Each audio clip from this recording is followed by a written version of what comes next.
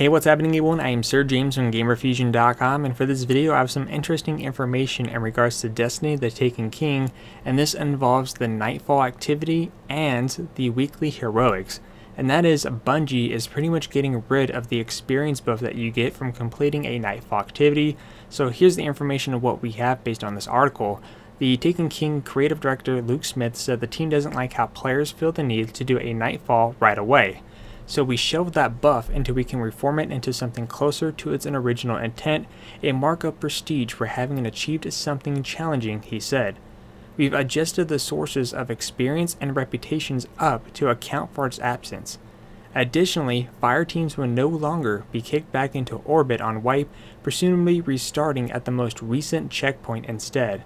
The death penalty for being kicked to orbit often leads to players feeling forced to play too safe, rather than running through the world as monster-killing machines.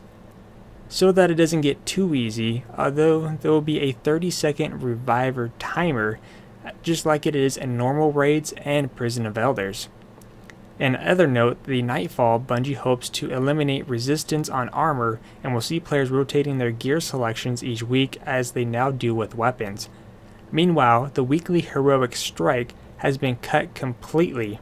Instead, players who want challenging strikes can try the new Vanguard Heroic, which awards legendary marks. You're guaranteed a legendary engram for your first Vanguard Heroic playlist strike you've completed each week, with each character too, so that's pretty much 3. Both Nightfall and Vanguard Heroic playlist are gated at level 40, and players will need to take down orcs before these options become available. Bungie didn't expand on what this means, but I expect we're taking story missions to new strikes rather than the King's Fall raid.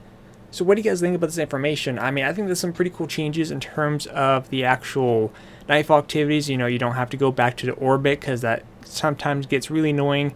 And the fact that now it's a 30-second reviver timer instead of like 5 seconds or whatever, that's a nice change. But getting rid of the experience boost kind of sucks because, I mean, now you're going to level up a bit slower or whatever, and having experience boost, I don't know, we'll see how this works out. And having a nice new challenging strike playlist is definitely a nice game changer.